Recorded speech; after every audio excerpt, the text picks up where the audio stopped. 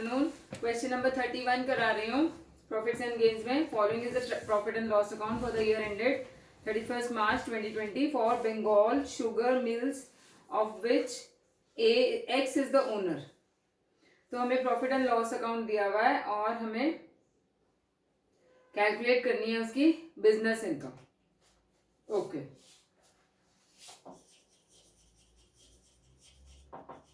Calculation of business income of x.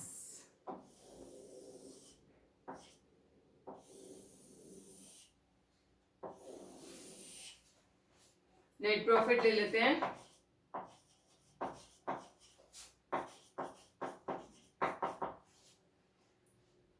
$179,095 add inadmissible expenses।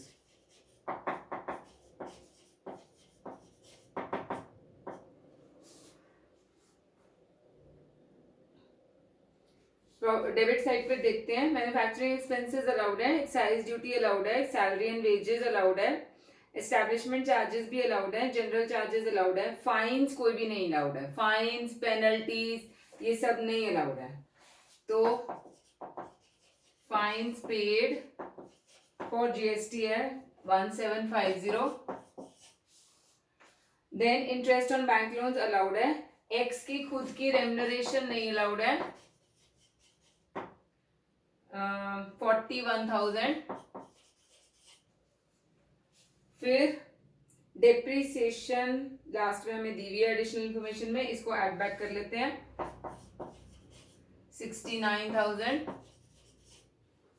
फिर cultivation expenses हम नहीं लेंगे। हमने एग्रीकल्चरल इनकम में, अगर आपको याद हो, कल्टीवेशन एक्सपेंसेस और सेल फ्रॉम एग्रीकल्चरल प्रोड्यूस जो है वो एग्रीकल्चरल इनकम होती है, उसमें से जो भी सेल होगी उसमें से कल्टीवेशन एक्सपेंसेस मान के नेट एग्रीकल्चरल इनकम होती है। तो ये आपकी बिजनेस इनकम नहीं है, इसको ऐड मतलब बिजनेस एक्सपेंस नहीं है, इसको ऐड करेंगे cultivation expenses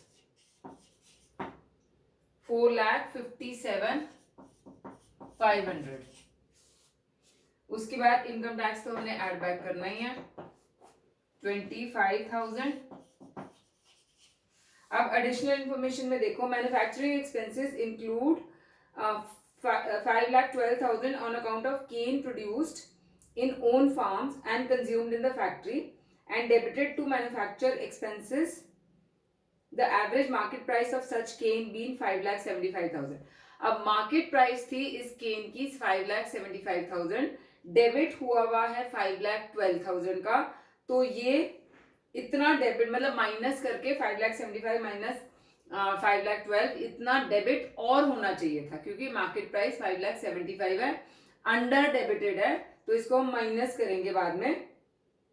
General charges include 1,000 as legal expenses incurred in defending a suit regarding the company's title to certain agricultural land। तो ये capital expenditure है, तो इसको ऐड करेंगे जनरल चार्जेस में 1,000 रुपीज ये ऐड करेंगे। उसके बाद 9,000 paid to Shri X's son who is an employee in a sugar mill for a trip to Hawaii to study the modern methods of manufacture। तो वो एम्प्लॉई है, उसका चाहे बेटा है, और ट्रिप जो है वो बिजनेस से रिलेटेड ही है, इसलिए ये अलाउड एक्सपेंडिचर है, इसको ऐड बैक नहीं करेंगे। डेप्रिसिएशन को बाद में माइनस करेंगे, पहले इसको इन सबको ऐड करके टोटल कर लेते हैं।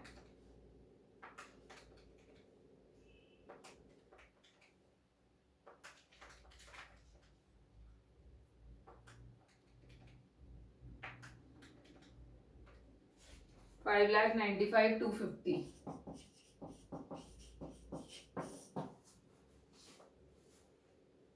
Plus 095 774,345 less expenses allowed.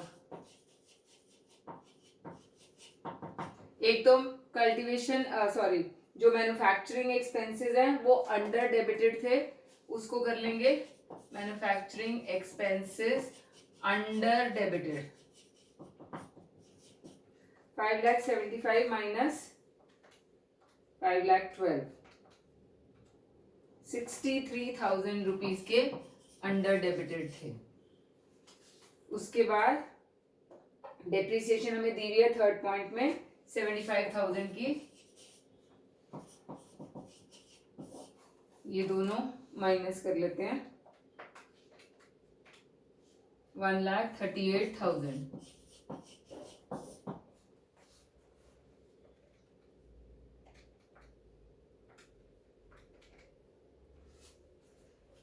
636,345 less non business incomes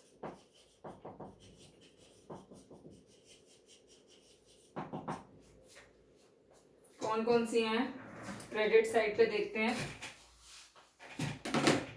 cell of sugar and molasses ये तो अलाउड है, रेंट फ्रॉम एग्रीकल्चरल लैंड ये नहीं अलाउड है, बिजनेस इनकम नहीं है।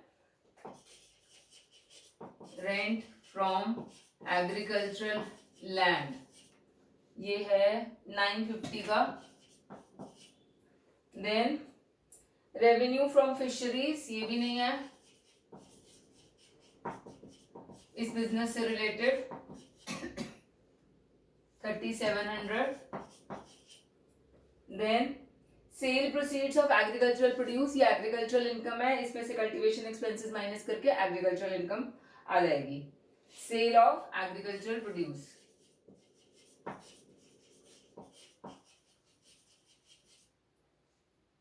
6,07,355। देन सन्ड्री रिसीट्स अलाउड है, तो यही तीनों चीजें हैं, इसको ऐड करके माइनस कर देते हैं।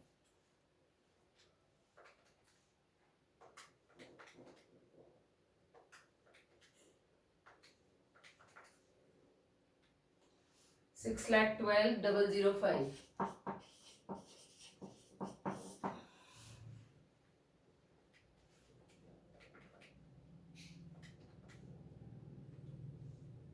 24,340 हमारा बिजनेस इनकम आ जाता है। तो ये क्वेश्चन थोड़ा सा कंफ्यूजिंग इसलिए था कि इसमें शुगर मिल्स का था, तो कौन सी एग्रीकल्चरल इनकम है और कौन सी बिजनेस इनकम है वो हमने बाइफरकेट करके बिजनेस इनकम सिर्फ कैलकुलेट करनी थी इस क्वेश्चन में। नेक्स्ट क्वेश्चन करा रही हूँ। HUF carrying on a business in gold, silver, money, lending, brokerage and security dealings showed the following particulars in a statement filed for the previous year ending 31st March. Okay.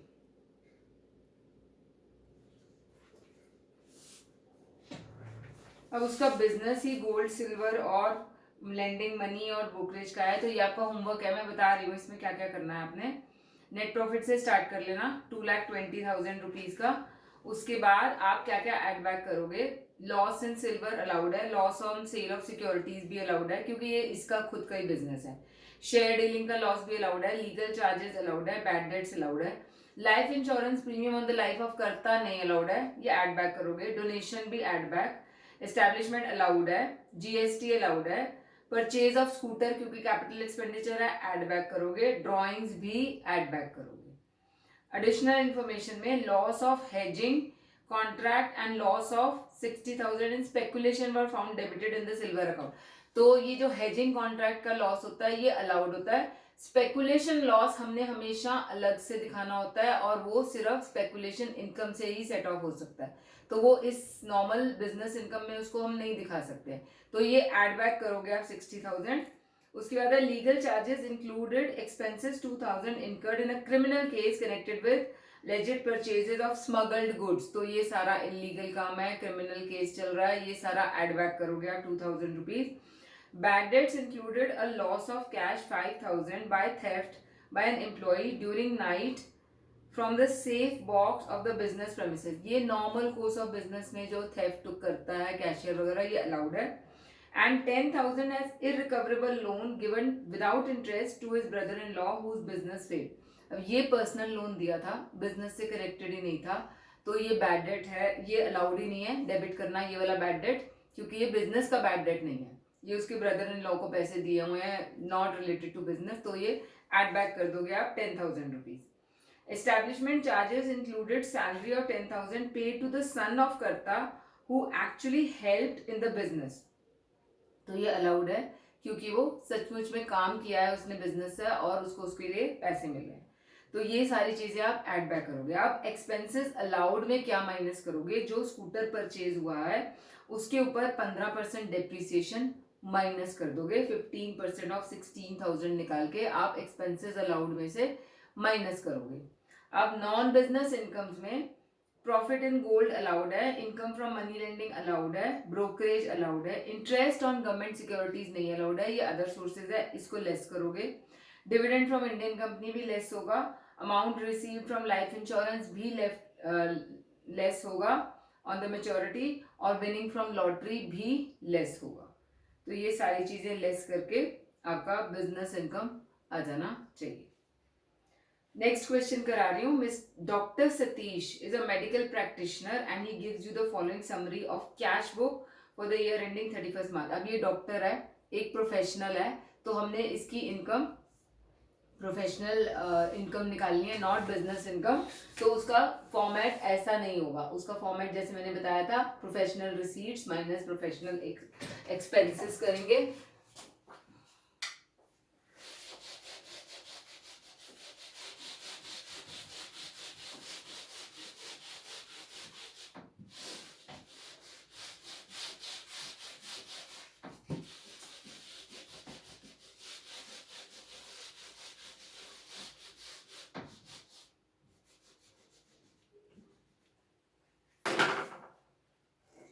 यहाँ पे हमने professional income निकालनी है.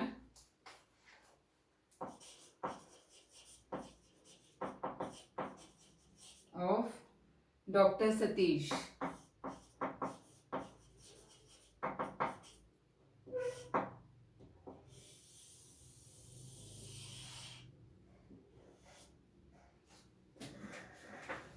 Professional receipts.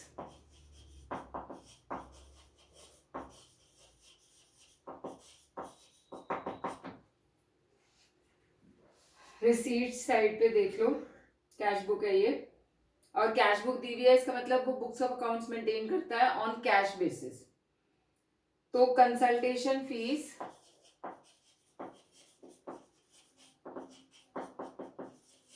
60,000, उसके बाद visiting fees 45,000,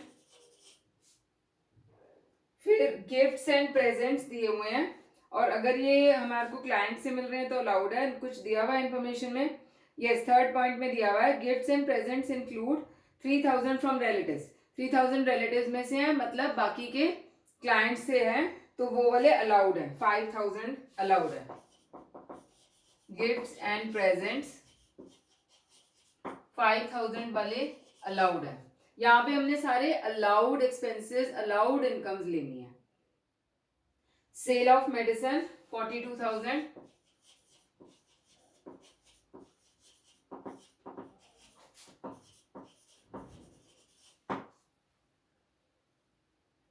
dividend of UTI other income है, other sources income है. Life insurance maturity भी, और डिविडेंड फ्रॉम एनडीएस ये भी अदर सोर्सेज इनकम है, मतलब प्रोफेशनल इनकम इनमें से कोई भी नहीं है.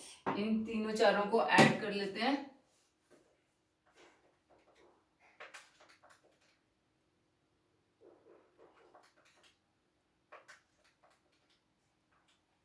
$1,52,000 है,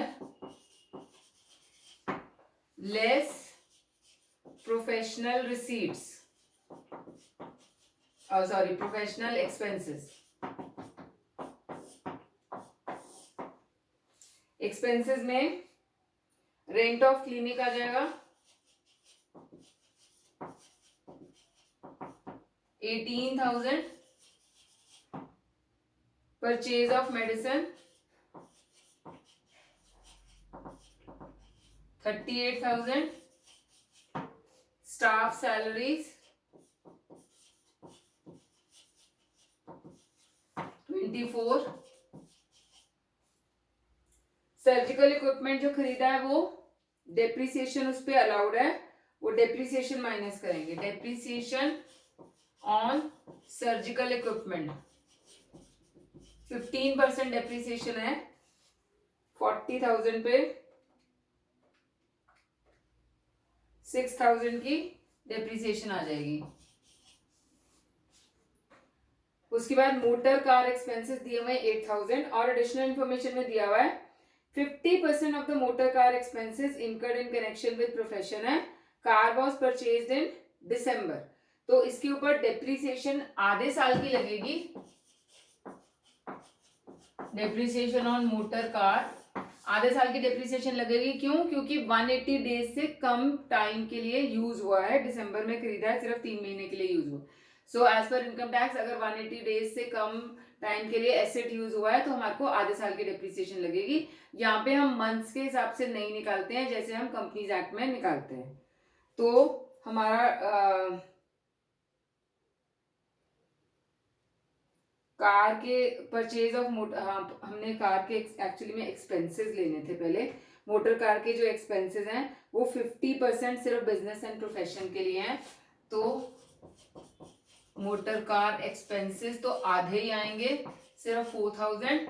and depreciation on motor car वो हम कैलकुलेट कर रहे हैं। 1,40,000 की उसने कार खरीदी है नई, 15% डेप्रिसिएशन लगेगी for half year and another half करेंगे क्योंकि वो सिर्फ प्रोफेशन के लिए उसका हाफ ही यूज हो रहा है, इसलिए 1,40,000 इंटू 15%, 5,250 हमारी डेप्रिसिएशन चार्ज होगी इसके अंदर। फिर से बता रही हूं, आधे साल की डेप्रिसिएशन इसलिए लगेगी क्योंकि दिसंबर में परचेज हुआ है, और उस डेप्रिसिएशन जो आधे साल की है उसको फिर से हाफ करेंगे। क्यों? क्योंकि only 50% is use for profession, बाकी पर्सनल यूज के लिए हो रहा है, तो हमने सिर्फ प्रोफेशन के यूज के लिए जो हो रहा है वही करना है। हाउस होल्ड एक्सपेंसेस नहीं लेंगे हम, वो पर्सनल है। बस टोटल बिजनेस एक्सपेंसेस या प्रोफेशनल एक्सपेंसेस हमारे यही आ गए।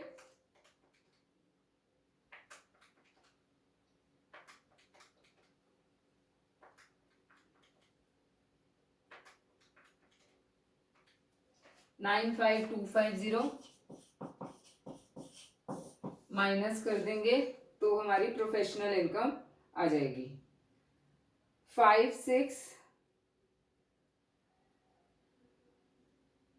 आंसर नहीं दिया, यस 5,6,750 लास्ट में दिया हुआ है। अब एक चीज मैंने और बतानी है इस क्वेश्चन में, पॉइंट नंबर 4 में लिखा हुआ है क्लोजिंग स्टॉक फॉर मेडिसिन 12,000 है, ओपनिंग स्टॉक था 4,000 का। हमने यहाँ पे सिर्फ परचेज ऑफ मेडिसिन लिया है, ओपनिंग और क्लोजिंग स्टॉक एडजस्ट नहीं किया है, नहीं तो अदरवाइज कंजम्पशन के लिए क्या होता है, opening stock plus purchases minus closing stock. मैंने आपको इनिशियली भी बताया था, जब आपका बुक्स ऑफ अकाउंट्स कैश पे मेंटेन होती है ऑन कैश बेसिस, तो हमने ओपनिंग और क्लोजिंग स्टॉक को इग्नोर करना है, सिर्फ परचेजेस जो खर्चा हो रहा है कैश में उसको ही लेना है। अगर ये क्वेश्चन में ना लिखा होता कि वो कैश बेसिस पे नहीं मेंटेन कर रहा है, क्योंकि कैश बुक दिया हुआ है तो अज्यूम कर रहे हैं कि कैश बेसिस पे ही मेंटेन हो रहा है, तो हम यहाँ पे कंजम्पशन लेते, consumption of medicine opening stock लेके प्लस 38,000 माइनस क्लोजिंग स्टॉक लेके कंजम्पशन ऑफ मेडिसिन यहाँ पे आता। तो इस केस में यहाँ पे ये नहीं आ रहा है, रीजन मैंने आपको बता दिया। अब एक क्वेश्चन का होमवर्क आपको और दे रही हूँ, नेक्स्ट वाला क्वेश्चन वो भी एडवोकेट का है और प्रोफेशनल, इसी फॉर्मेट में उसका क्वेश्चन सॉल्व होगा। रिसीट्स में आप क्या क्या लोगे, लीगल फीस ले लोगे 84,400 की, फिर salary as part time lecturer, वो उसकी बिजनेस इनकम नहीं है, मतलब प्रोफेशनल इनकम नहीं है, वो सैलरी में जाएगा।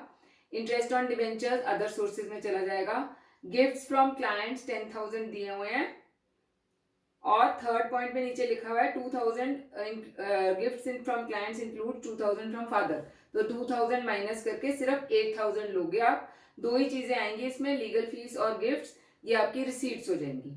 एक्सपेंसेस में रेंट आ जाएगा, टेलीफोन आ जाएगा, सैलरीज आ जाएगा, सब्सक्रिप्शन टू लॉ जर्नल आएगा क्योंकि ये लॉयर ही है, एडवोकेट है, ट्रैवलिंग भी आएगा, ऑफिस एक्सपेंसेस भी आएगा, purchase of stamp paper and court fees stamps, ये सारे आएंगे क्योंकि एडवोकेट है, उसको स्टैम्प पेपर और ये सब चीजें उसका नॉर्मल कोर्स ऑफ बिजनेस में अलाउड है ये सारे expenses. Then interest on loan नहीं है. इंटरेस्ट ऑन लोन जो है वो फर्स्ट पार्ट में लिखा हुआ है, was borrowed for constructing his residential house. ये बिजनेस से रिलेटेड नहीं है इसलिए नहीं आएगा. देन डोनेशन टू स्कूल नहीं आएगा, इनकम टैक्स भी नहीं आएगा, म्यूनिसिपल टैक्स भी नहीं आएगा और LIC प्रीमियम भी नहीं आएगा, वेल्थ टैक्स भी नहीं आएगा. तो ये सब चीजें ही सिर्फ माइनस होंगी. और नीचे बी पार्ट में लिखा हुआ है school is recognised for IT purpose. जो जिस स्कूल को डोनेशन दिया इसका हमने कुछ भी नहीं करना है क्योंकि हमने अभी इसको डिसअलाउ ही कर दिया, मतलब लिया ही नहीं है इसमें. तो ये सिंपल सा एक क्वेश्चन है. इन चीजों को 2 गेन्स है, 2 प्रोफेशनल रिसीट्स हैं, बाकी सारे एक्सपेंसेस माइनस करके आपका प्रोफेशनल गेन आ जाएगा. तो 2 क्वेश्चंस का होमवर्क दिया and then we'll continue further in the next class.